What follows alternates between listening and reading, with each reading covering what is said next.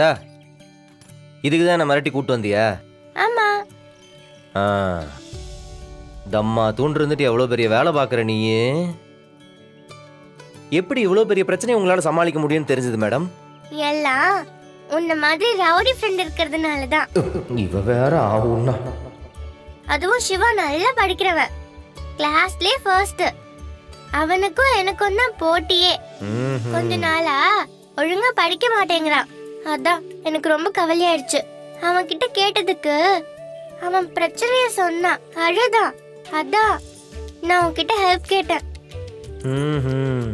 போலாமா ரவுடி? வா.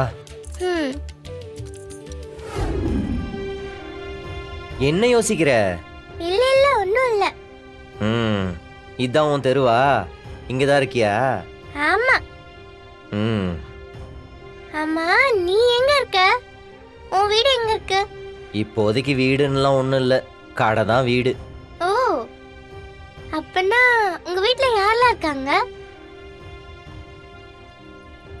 உன் அப்பா அம்மா? உனக்கு கல்யாணம் ஆயிடுச்சா? குழந்தை இருக்கா? என்ன ரவுடி?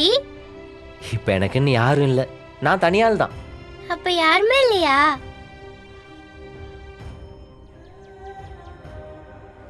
யாருமே இல்லாம ஒருத்தங்க எப்படி இருக்க முடியும்? எல்லாம் இருந்தாங்க, இப்ப யாரும் இல்ல. சரி அதை விடு, உன் வீட்ல யாரெல்லாம் இருக்காங்க? எல்லார் வீட்லயும் இருக்கிற மாதிரி ஒரு அப்பா அம்மா ஒரு தாத்தா. சரி சரி போதும், புரிஞ்சிருச்சு. ம் சரி பார்த்து போயிருவியா? ம் ம்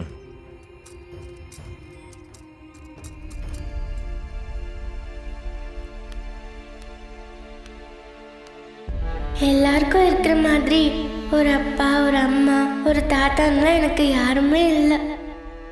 என் வீட்டில் எல்லாருமே இருக்காங்க, ஆனால் யாருமே இல்லாத மாதிரி தான் நான் இருக்கேன்.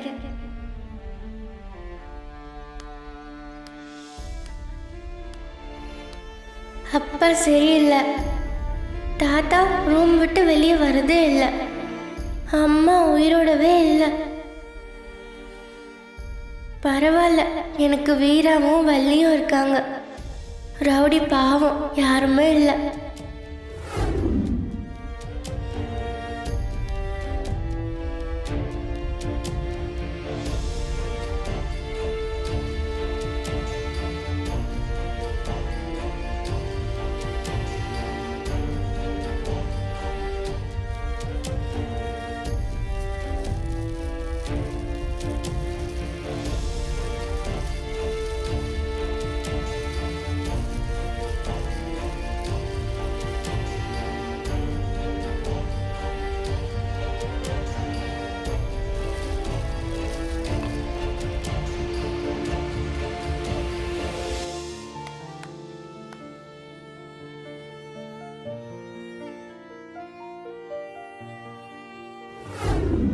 டேய் என்ன விடுங்கடா, கடை எப்படி போயிட்டு இருக்கு?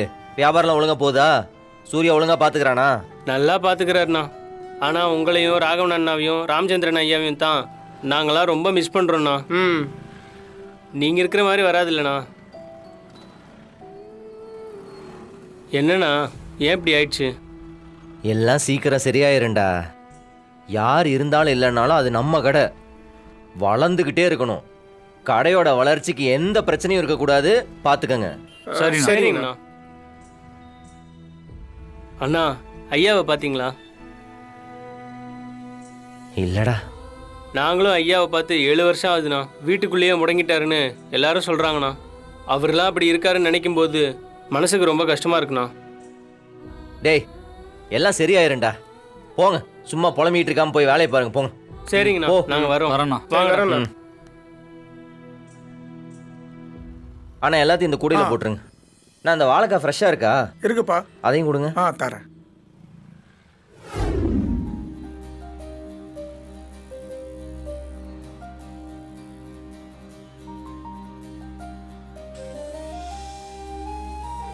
ஏண்டா தம்பி, உனக்கு சமைக்க தெரியுமா? தெரியாதுண்ணா. தெரியாம எப்படிடா சமையல் வேலைக்கு வந்த? வந்து கத்துக்கிறேண்ணா. ஏம்பா அங்க கத்துக்கலாம் நேரம் இருக்காதுப்பா. பெரிய இடத்து பார்ட்டி, சமையலும் தெரியணும் சர்வீஸும் தெரியணும். மொத்தம் 10 பேர் கேட்டாங்க. ஆல்ரெடி 4 பேர் செட் ஆயிட்டாங்க.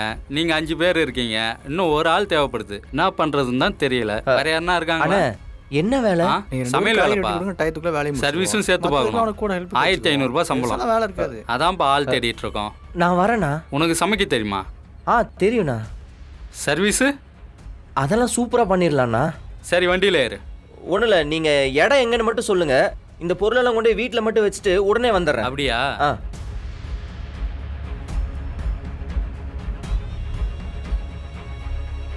கரெக்டா சொன்ன டைம்க்கு அங்க வந்துரு. சரியா? கூட ஒரு பையன் இருக்கான், அவனையும் கூட்டு வரட்டுமா? சரி, வர சொல்லு. சப்ளைக்கு தேவைப்படும். சரிங்கண்ணா. சரி. Okay, thanks. வாங்க. தேங்க்ஸ். இதுல ஒண்ணு கூடவா தேரல? கனி, அத நீ பார்க்கவே இல்லையா? பட்டு பாவாடை சட்டை எவ்வளவு அழகா இருக்கு பாத்தியா? இத மட்டும் நீ போட்டுக்கிட்டு போனா அந்த தெய்வ குழந்தை மாதிரி இருப்ப. அப்படியே போடுவேன் பாரு. நான் என்ன கோவிலுக்கு போறேன்? என்ன வலி? உனக்கு ஒண்ணுமே தெரிய மாட்டேங்குது. ட்ரெண்டிங்ல இல்லனா உட்கார்ந்து வேடிக்கை பார்க்கணும். அதை விட்டுட்டு இப்படி தப்பா சொல்லக்கூடாது. தேவதாண்டி, நான் பார்ட்டிக்கு போறேன். பார்ட்டிக்கு என்ன ட்ரெஸ் போடணும்னு கூட எனக்கு தெரியாதா? எனக்கு என்னடி தெரியும்? நான் எந்த பார்ட்டிக்கு போனேன்? தெரியலன்னா பேசாம இருக்கணும். தப்பா அட்வைஸ் கொடுக்க கூடாது. வள்ளிமா, என்ன வள்ளிமா இதெல்லாம்? என்ன கிட்ட நான் என்ன பண்ணுவேன்? அவதான் தெளிவா சொல்றாளே, லாஜிக் பாக்காதன்னு. போயிட்டு வர வேண்டியதுதான். அவ க்ளோஸ் ஃப்ரெண்டா, போலன்னா அவங்க கோச்சுப்பாங்கல்ல. ஆமா, எனக்கு எவ்வளவு பெரிய அவமானம் தெரியுமா? கிளாஸ்க்கு போன உடனே ஏன் பார்ட்டிக்கு வரலன்னு என்ன கேள்வியா கேட்டு சாவடிப்பான் அவன். நீ சீக்கிரம் கிளம்பு வீரா. கிளம்பு வீரா. இதுக்கு மேல வார்த்தையெல்லாம் கேக்குறதுக்கு என்னால முடியல. உனக்கும் இன்னைக்கு லீவ் தானே, போயிட்டு வந்துடலாமே. வள்ளிமா, எனக்கு ஒரு வேலை இருக்கு. நிறைய ஆபீஸ் ஒர்க் இருக்கு. ஃபைல்ஸ் எல்லாம் நிறைய பார்க்க வேண்டியிருக்கு. வீட்லயே கொண்டு வந்து கொடுத்துருக்காங்க. நீங்க பாப்பாவை கூட்டிட்டு போயிட்டு வாங்க. சரி, சீக்கிரம் கிளம்பு. அந்த ட்ரெஸ் போட்டுக்கிட்டு நான் இதெல்லாம் மடிச்சு வச்சுட்டு வரேன். எவ்ளோ கழிச்சு போட்டிருக்க பாரு. இதுக்கு என் அண்ணன் கடையிலேயே போய் துணி மடிக்கலாம் போல இருக்கு. அதெல்லாம் இங்கே வச்சுட்டு வா வள்ளி. பார்ட்டி முடிஞ்சதுக்கு அப்புறம் வந்து அடுக்கி வச்சுக்கலாம். முதல்ல பார்ட்டிக்கு ஏத்த மாதிரி நல்ல பார்ட்டி ட்ரெஸ்ஸா சீக்கிரம் போட்டு கிளம்பு. பார்ட்டி ட்ரெஸ்ஸா? ஆமா. சரிதான். கேட்டியா உன் பொண்ணு பேசுறத? ஹாயாடி. ஆனா வீரா, அவ பேசுறது எவ்வளவு அழகு இல்ல? கேட்டுக்கிட்டே இருக்கலாம் போல இருக்கு. இப்படியே என்கரேஜ் பண்ணிக்கிட்டே இருங்க. இப்படிதான் அவ வாழ்த்தனமா பேசிக்கிட்டே இருப்பா. ஏன் வீரா, நீ அவ பேசுறத ரசிக்கவே இல்லையா? சும்மா கதை விடுறியா நீ என்கிட்ட? அமைதியா போங்க. இப்ப நான் வேற போய் புடவை செலக்ட் பண்ணணும். நல்ல புடவையே இல்ல என்கிட்ட. போன தீபாவளிக்கு வாங்குனது. ஆமா, பின்ன எனக்கு மட்டும் பார்ட்டி புடவை வேணாமா? இல்ல, புரியல.